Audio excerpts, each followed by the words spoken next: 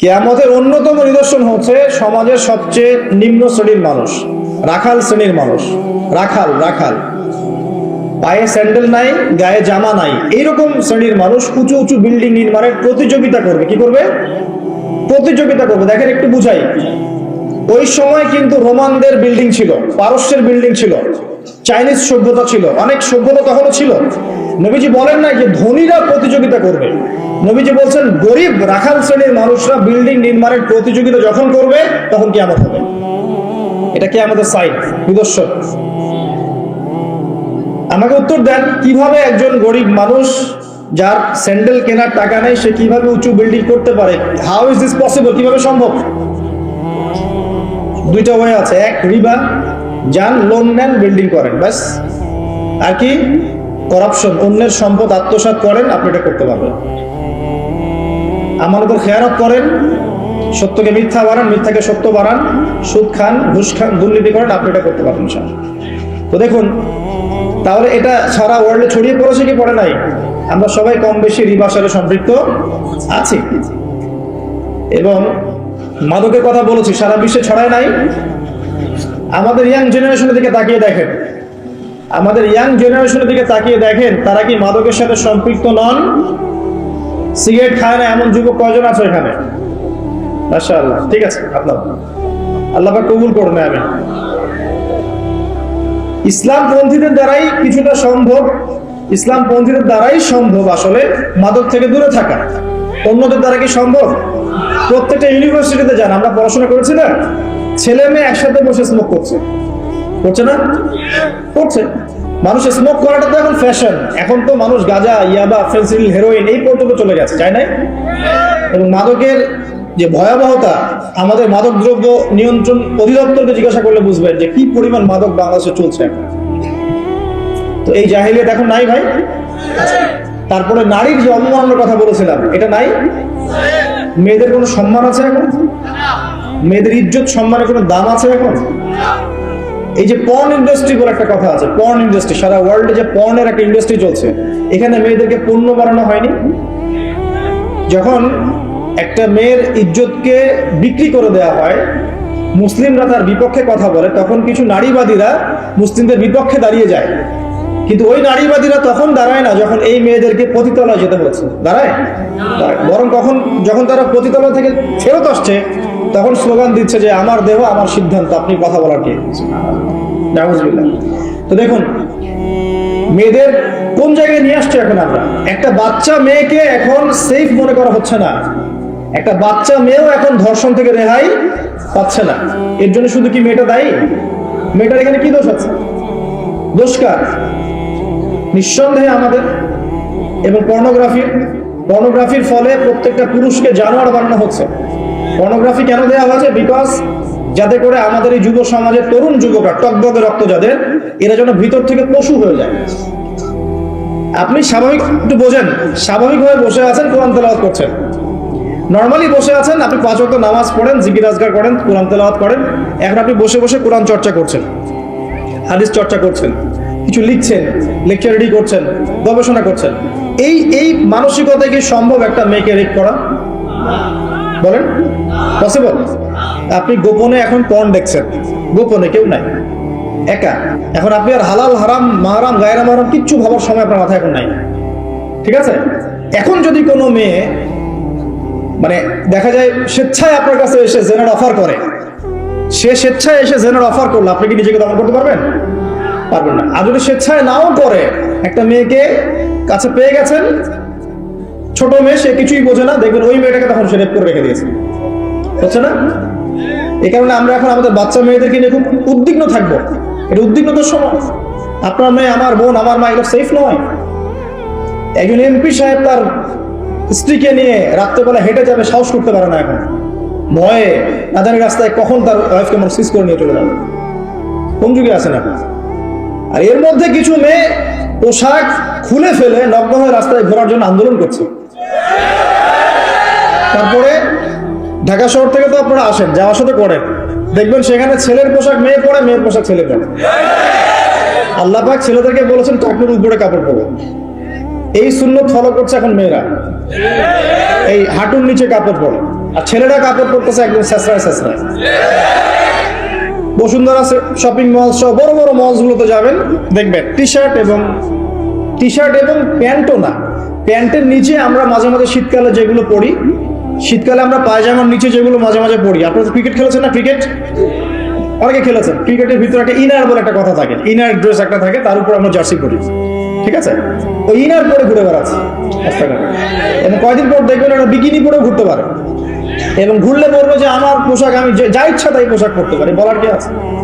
পোশাকের স্বাধীনতা। একটা এক্সাম্পল দিয়েছিলাম যে মনে করেন একটা ক্যান্টনমেন্ট আছে এখানে, আচ্ছা, ক্যান্টনমেন্টে আমাদের সম্মানিত আর্মি অফিসাররা আছেন। এখন সেখানে যদি কেউ ডিউটিতে যায় পুলিশের পোশাক পরে, অফিসার কি খুশি হবে না? নাকি বকাচকা করবে?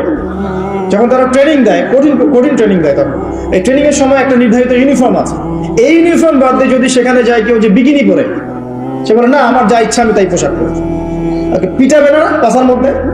পিটায় একদম লাল করে ফেলাই যায়। আসলে পিটানোর দরকার আছে। সবসময় ওয়াজ নসিহত দিয়ে কাজ হয় না, সবসময় সবকিছু ওয়াজ নসিহত দিয়ে হবে না। সবকিছু যদি ওয়াজ নসিহত দিয়ে হতো, রাসূল সাল্লাল্লাহু আলাইহি ওয়াসাল্লামকে এই যে এই আপনার এতগুলো গাজওয়া আর এতগুলো সারিয়া করতে হতো না। সবকিছু যদি ওয়াজ নসিহত দিয়ে হতো, তাহলে এই যে চুরি করলে চোরের হাত কাটতে বলা হতো না, মদ খেলে 40টা বেত্রাঘাতের কথা আসতো না, বিবাহিত ব্যক্তি ব্যভিচার করলে রজম করার কথা আসতো না। সত্যি কথা হচ্ছে শাস্তির প্রয়োজন আছে।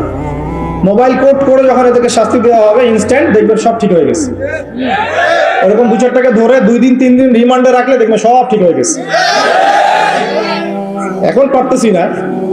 যদি আল্লাহ পাক কখনো মুসলিমদেরকে এমন কোনো ক্ষমতা দেন, আর কেউ করুক না করুক, আমি করে দেখাবো ইনশাআল্লাহ। 1 মাসের মধ্যে সেটা হবে, 1 মাসের, উইদিন 1 মান্থ সেটা।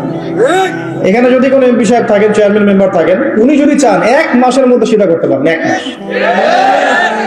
যে শালীন পোশাক পরে, আমি বলছি না যে ওদেরকে বোরখা পরেই বেরোতে হবে, এটা কিন্তু বলছি না আমরা। পোশাকের একটা শালীনতার একটা স্তর থাকবে। শালীন পোশাক পরেন, বাঙালি সংস্কৃতির কথা বলে না, বাঙালি সংস্কৃতির পোশাকই পড়ুক, তার শালীন পোশাক পরে যেন বেরোয়। আমাদের মা বোনরা এইসব ধোকায় পড়ে দেখবেন নিজেরা যেমন ফ্যামিলিস্ট হয়ে যাচ্ছে, পোশাক পরিবর্তন করে ফেলছে, পর্দা উঠিয়ে দেওয়া হচ্ছে, এবং এরা যখন বাইরে মৌমাছির মতো বের হচ্ছে, এর উপর আবার পর্নোগ্রাফি আছে, যুবকরা মাদকাসক্ত, পর্নোগ্রাফিতে আসক্ত, ফ্রি মিক্সিং, সব মিলে একটা মেসাকার অবস্থা। তখন সমাজের কাঠামো কিন্তু আর ঠিক থাকবে না, থাকবে মেয়ের ইজ্জতের কোনো দাম থাকবে না। তো আমি একটা পয়েন্ট থেকে এখানে এসেছি, দেখেন আইয়ামে জাহিলিয়াতের ওই যে নোংরামি, বেহায়াপনা, জেনা, নারীর অবমাননা, এটা কি এখন নাই? আইয়ামে জাহিলিয়াতে কি পর্নোগ্রাফি ছিল? শুধু আমেরিকাতে $12 বিলিয়ন বিজনেস হয়, সারা ওয়ার্ল্ডে পর্ন দিয়ে $92 বিলিয়ন ব্যবসা করে তারা। এটা ব্যবসা, একটা ফিল্ম ইন্ডাস্ট্রির মতো। তো এই জিনিসটাকে আইয়ামে জাহিলিয়াতে ছিল। তারপরে আমরা ওই যুগটাকেই সবচেয়ে খারাপ বলি, আমাদের যুগটাকে বলি উন্নতির যুগ, সভ্যতা সংস্কৃতির স্বর্ণ শিখরে পৌঁছে গেছি আমরা, তাই না? তো দেখুন, আমি এক কথাই বোঝাতে চাচ্ছি আপনাকে যে সময় আপনি আমি বসে আছি, এখন ভালো থাকবেন কিভাবে? বিকজ আপনি তো আইয়ামে জাহিলিয়াতের মধ্যে বসে আছেন। এখন এখান থেকে বের হবেন কিভাবে, বা এই যুগে আপনি নিজেকে টিকিয়ে রাখবেন কিভাবে, আর টিকিয়ে রাখলে আল্লাহ পাক আপনাকে কি নেকি দিবেন, এইটুকু বলে শেষ করি। অনেক লম্বা আলোচনা করলে অনেক কথা বলা যাবে, কিন্তু কাজের কথা কিন্তু খুব অল্প। কাজের কথা বেশি না, কাজের কথা অল্প। কাজের কথা কি জানেন? কাজের কথা হচ্ছে সিচুয়েশন ভালো না, কাজের কথা হচ্ছে সামনের সিচুয়েশন আরো খারাপ হবে। কাজের কথা হচ্ছে এই সিচুয়েশনে নিজেদের ঈমান, আমল, পরিবার টিকিয়ে রাখতে হলে আমাদের প্রথমত দরকার তওবা করে আল্লাহর পথে ফিরে আসা, 1 নম্বর কাজ।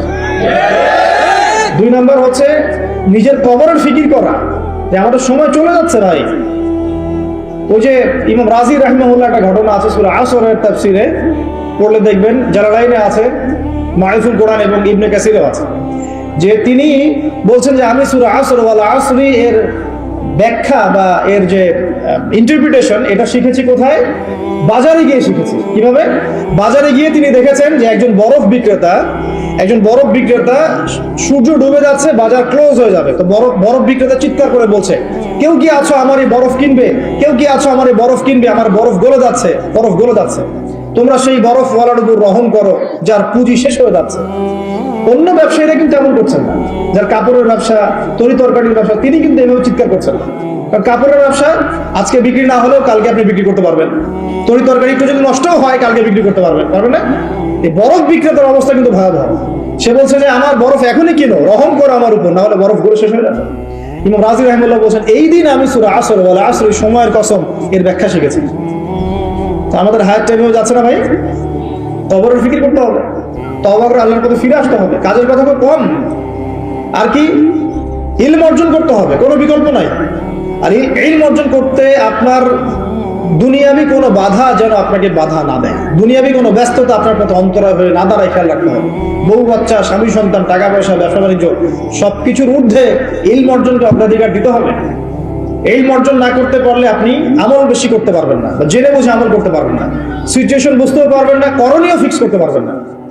ইলমের দরকার আছে। ইলমটা আমি একমুখী ইলম কখনো বুঝাচ্ছি না, আমি বুঝাচ্ছি বহুমুখী জ্ঞান। মানে আপনাকে কোরআন হাদিসের সাথে সাথে, আমি নিজেকেও বলছি, কোরআন হাদিসের সাথে সাথে উসুল ফিকহ এগুলো পড়তে হবে, পাশাপাশি রাসূলের সিরাত, ইসলামিক হিস্ট্রি, ইসলামিক অর্থনীতি, ঠিক আছে, ইসলামিক জিওপলিটিক্স এগুলো সম্পর্কে ধারণা রাখতে হবে। আদারওয়াইজ আপনি এই বিষয়কে ডিল করতে পারবেন না। এবং জেনারেল লাইনে যারা পড়ছেন পড়াশোনা কন্টিনিউ করবেন, ওই জ্ঞানটাকেই আপনি আপনার মেধা, প্রজ্ঞা, বুদ্ধি দিয়ে ইসলামের খেদমতে কাজে লাগাবেন, পারবেন ইনশাআল্লাহ। নিয়তটা পরিবর্তন করলে একজন রাজনৈতিক নেতা হোক, অর্থনৈতিক নেতা হোক, আর সমাজ নেতা হোক, আর পরিবারের নেতা হোক, যেই হোক না কেন সে দিনের খেদমত করতে পারবে ইনশাআল্লাহ। নিয়ত পরিবর্তন করতে হবে। আপনাকে আল্লাহ পাক ক্ষমতা দিয়েছেন, আলহামদুলিল্লাহ, আল্লাহ পাক আরো দোয়া করি, এবং এই ক্ষমতাটাকে কাজে লাগাতে হবে দিনের কল্যাণে। মসজিদ করে দিবেন, মাদ্রাসা করে দিবেন, জনকল্যাণমূলক কাজ করে দিবেন, সমাজের উন্নয়নমূলক কাজ করবেন, অন্যায়গুলো দূর করবেন, আমর বিল মারুফের কাজ করবেন, নাহি আনিল মুনকারের কাজ করবেন। আল্লাহ পাক আপনার সম্মান আরো বাড়িয়ে দেবেন ইনশাআল্লাহ। অন্যায়কে প্রশ্রয় দিবেন না।